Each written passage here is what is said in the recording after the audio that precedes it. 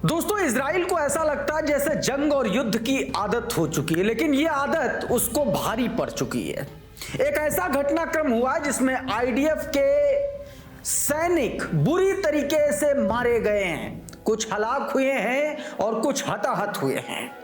आज इस पूरी घटना के बारे में आपको बताने जा रहा हूं। आपको बताऊंगा कि कैसे ईरान एक नई तैयारी में जुटा हुआ एक बड़ा दावा किया, किस तरीके से 12 दिन के युद्ध के दौरान ईरान ने इजराइल के तमाम सारे ड्रोन, तमाम सारे फाइटर जेट्स को मार के गिराया है, वो खबर। और यह दावा किसी छोटे मोटे व्यक्ति के द्वारा नहीं आया, यह दावा ईरानी एयरफोर्स के एक बड़े अधिकारी ने किया है। क्या कुछ वो दावा है बताऊंगा।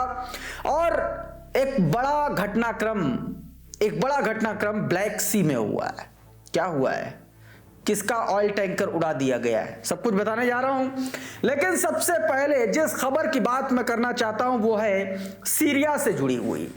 दोस्तों, सीरिया में 28 तारीख को एक बड़ा घटनाक्रम अंजाम दिया आईडीएफ के सैनिकों ने, लेकिन जो दिखता है वो होता नहीं है। और वही मैं आपको बताने जा रहा हूं कि जो आपने देखा नहीं हुआ दरअसल क्या था, वो सबसे पहले बताता रहा हूं। जरा ये वीडियो देखिए, पहले ये देखिए। इस वीडियो में आमने सामने की गोलियों की आवाजें आप सुन पा रहे होंगे। दरअसल आईडीएफ के सैनिक अचानक से दक्षिणी सीरिया के एक गांव में अचानक से घुस के हमला कर देते हैं। ये उसी हमले की तस्वीरें हैं, लेकिन उस वक्त हुआ क्या था वो मैं आपको बताता हूं। अमरीश मिश्रा ने इसको बहुत प्रॉपर बताया। क्या कुछ बताया, आपकी स्क्रीन पर देखिए क्या बताया। बताया कि 29 यानी कि 28 तारीख को, 28 तारीख की सुबह 210 गोलान डिवीजन की 55वीं रिजर्व ब्रिगेड, आईडीएफ की 55वीं ब्रिगेड दक्षिणी दमिश्क के बेत जिन की ओर कूच कर रहा था। इसी दौरान 2 सीरियन को गिरफ्तार कर लिया। उन लोगों ने 2 सीरियाइयों को गिरफ्तार कर लिया। आईडीएफ एक घात में इसी चक्कर में फंस गया और इसमें आईडीएफ के 6 जवान हताहत हुए और एक मारा गया, हलाक किया गया। इजराइल जब यह घटनाक्रम हुआ तो जो आईडीएफ के सैनिक थे वो अपना वाहन छोड़ करके भाग गए। इसके बाद आईडीएफ ने फिर वापस ताकत के साथ आई और अपने ही वाहन पर उसने बमबारी की और इस हमले में 13 सीरियाई मारे गए। आगे बताया कि यह एक बड़ी घटना है। इजराइल का कहना है कि घात लगाने वाले अल शरा की खुफिया इकाई के सदस्य थे। इसका मतलब यह है कि सीरियाई प्रतिरोध सीरियाई सरकार में घुसपैठ कर चुका है। यह फुटेज एक इजरायली सैनिक के बॉडी कैम से लिया गया है, जो आप अपनी स्क्रीन पर देख रहे हैं। देखिए, यह इजरायली सैनिक ने जो बॉडी कैम लगाया था, यह उसका फुटेज बताया जा रहा है। और इसमें लगातार जो उधर से जो सीरिया की तरफ से जो गोलीबारी हो रही है, उसमें यह दावा किया गया है कि वो जो गोलीबारी कर रहे हैं वो अलशरा के जो खुफिया एजेंसी है उसके लड़ाके हैं, ये बताया गया दोस्तों। अब जिसने ये पूरा कांड, जिसने पूरा कारनामा अंजाम दिया आईडीएफ को सैनिकों को हलाक करने का, हताहत करने का, वो व्यक्ति ये है। आपकी स्क्रीन पर ये तस्वीर देखिए जरा। इस व्यक्ति का नाम है हसन अल सादी, बेत जिन का रहने वाला बताया जा रहा है। और 28 नवंबर को आईडीएफ के खिलाफ सबसे पहले इसी ने इजराइल की ही M16 राइफल से इजराइल के ही एक कंपनी कमांडर को मारा और 6 को घायल किया। यह बात निकल के सामने आ रही है और इसका दावा अमरीश मिश्रा ने अपने ट्वीट में किया है। आपकी स्क्रीन पर ट्वीट है। उन्होंने साफ साफ लिखा है कि 28 नवंबर 2025 को आईडीएफ के खिलाफ पहले संगठित एक्शन में हसन के दस्ते ने इजराइल के ही M16 राइफल से एक कंपनी कमांडर को मारा और 5 को घायल किया, ये बताया। और इन तमाम सारे इजराइल के घटनाक्रम के बाद इजराइल ने जिस तरीके से 13 सीरियाई लोगों को मारा, अब वो लड़ाके थे, कौन थे, क्या थे नहीं पता, लेकिन जिनको मारा उसके बाद सीरिया में बवाल मचा हुआ। ये देखिए, ये प्रोटेस्ट की तस्वीरें हैं। तेहरान टाइम्स ने ये फुटेज जारी किया। देखिए, लाखों की संख्या में लोग सीरिया में प्रोटेस्ट कर रहे हैं। जबरदस्त तरीके से प्रोटेस्ट चल रहा है, आप इन तस्वीरों में साफ तौर पर देख सकते हैं। अब हुआ क्या था, यह हिंदुस्तान की खबर देखिए। इजराइल ने एक और मुस्लिम देश पर किया बड़ा हमला, 13 की मौत, भड़का हमास, यह बात कही गई है दोस्तों इसमें। अब हुआ क्या देखिए, गजा के बाद अब इजराइल के दक्षिण सीरिया गांव में निशाना बनाया। दक्षिणी सीरिया का एक गांव था, वहां पर इजराइल ने निशाना बनाया। बताया गांव में रात के अंधेरे में तलाशी अभियान के दौरान गोलीबारी में कम से कम 13 लोगों की मौत हुई है। सीरिया की न्यूज एजेंसी साना ने इसकी पुष्टि की है। सीरिया के विदेश मंत्रालय ने इजराइल के इस ऑपरेशन की निंदा की है। सीरियाई प्रशासन ने इस युद्ध को अपराध बताया और कहा कि इजराइल एक बार फिर से पूरे क्षेत्र को अशांत और हिंसा की आग में भड़काने की कोशिश कर रहा है। हमले में घायल हुए इयाद ताहिर ने बताया है कि हम रात में सोए हुए थे, सुबह नींद खुली तो भयंकर गोलीबारी चल रही थी। हम बाहर निकले तो देखा गांव में इजरायली सेना का अभियान चल रहा है, चारों ओर सैनिक और टैंक तैनात हैं। इसके बाद हवाई बमबारी शुरू हुई। अस्पताल में भर्ती अहमद कमाल ने एएफपी को बताया कि उन्होंने खुद की रक्षा के लिए फायरिंग की। अहमद ने बताया कि गोलीबारी में उनके भाई की मौत हो गई, वो बुरी तरीके से घायल है। अचानक से रात के अंधेरे में इस बीच दोस्तों कुछ और वीडियो सर्कुलेट हो रहा है।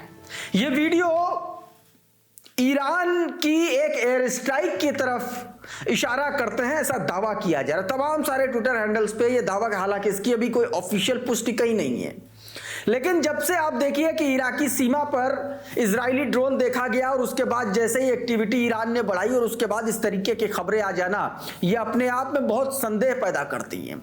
और ये वही इलाका है दोस्तों जहां पर सबसे पहले घुसपैठ की कोशिश 12 दिनों के वार के दौरान इजराइल ने की थी। ये जरा वीडियो देखिए। अब इस वीडियो को अलग अलग तरीके से बताया जा रहा है, देखिए जरा। इस वीडियो में एयर स्ट्राइक जैसी स्थितियां बनती हुई दिखलाई पड़ रही है और इसमें देखिए बताया गया है, ये ट्विटर हैंडल देखिए, ये Intel breaking news and alert, ये रेरम नवरम नाम का कोई ट्विटर हैंडल है। इसने लिखा है कि Iran is carrying out air strike against Kurdish militant targeting in northern Iraq. उत्तरी इराक में जो है ये बताया जा रहा है, ऐसा दावा किया जा रहा है इसमें, उत्तरी इराक में ईरान अपना एयर स्ट्राइक कर रहा है जहां पर उसने कुर्दिश जो आतंकी हैं उनको निशाना बनाया गया है और इस फुटेज को उसमें दिखाया गया। हालांकि अगले ही पर वार इंटेल इसको खारिज करता है। देखिए वार इंटेल का ट्वीट क्या कह रहा है आपकी स्क्रीन पर। इसमें बताया गया है, जो वार इंटेल की बात है उसमें यह बताया गया दोस्तों कि ईरान सीमा पर सैन्य गतिविधि देखी जा रही है, तेज है। ईरान द्वारा हमलों की कई जगह अफवाहें फैलाई जा रही हैं, जिसमें से कुछ तो बिल्कुल बेतुके दावे हैं, लेकिन अब तक इसकी कोई आधिकारिक पुष्टि नहीं हुई है। अम्युनिशन डिपो पर स्ट्राइक होती दिख रही है। कुछ अनकंफर्म रिपोर्ट्स कहती हैं कि निशाना पीजेएके के हथियार गोदाम पर था। यह कार्रवाई हालिया ईरान इराक सुरक्षा समझौते का हिस्सा है, जिसमें दोनों देशों को उच्च स्तरीय अधिकारियों की लगातार यात्राओं के बाद सीमा सुरक्षा सुनिश्चित करने पर जोर दिया गया था और उसके बाद इस तरीके की घटनाक्रम अंजाम दिया गया। वो वीडियो भी आपने देखा।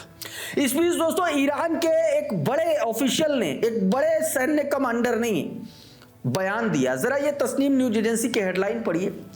Iran air defence down 196 Israeli aircraft in 12 day war, commander says. Commander ने कहा कि 12 दिनों को युद्ध के दौरान ईरान ने इजराइल के 196 इजरायली एयरक्राफ्ट जो है मार गिराए। अब ये दावा किया, लेकिन कहां मार गिराए, क्या मार गिराए, उसकी तस्वीरें कम से कम अभी तक सामने नहीं आई। हो सकता है ये दावा तो किया गया, इस दावे को इसलिए हम हल्के में नहीं ले सकते क्योंकि कोई छोटा मोटा आदमी दावा नहीं कर रहा। पूरी खबर विस्तार से देखिए क्या कुछ बताया गया। A senior Iranian air defense commander said on Friday that Iranian force shot 196 enemy's aircraft and drones during 12-day war with the Israeli regime, describing the war as a direct confrontation with NATO and Western technology. इसमें साफ साफ बताया गया कि ये जो युद्ध था, ये जो जंग थी, ये सिर्फ इजराइल से नहीं थी, ये पूरे के पूरे नेटो कंट्रीज से थी और उनकी अत्याधुनिक तकनीक के खिलाफ थी, तकनीक से थी। और आगे तो इसमें यह भी बताया गया दोस्तों, देखिए क्या बताया, he added that at least 33 countries assisted Israel in conflict. बताया गया इजराइल के साथ इस जंग के दौरान 33 और देश उनके साथ खड़े हुए थे। खजे said the threat include cruise missile, ballistic missile, stand off weapon, loitering munition and stealth fighter. बताया गया कि इन तमाम सारे हथियारों से हमला करने की धमकी भी दी गई ईरान को।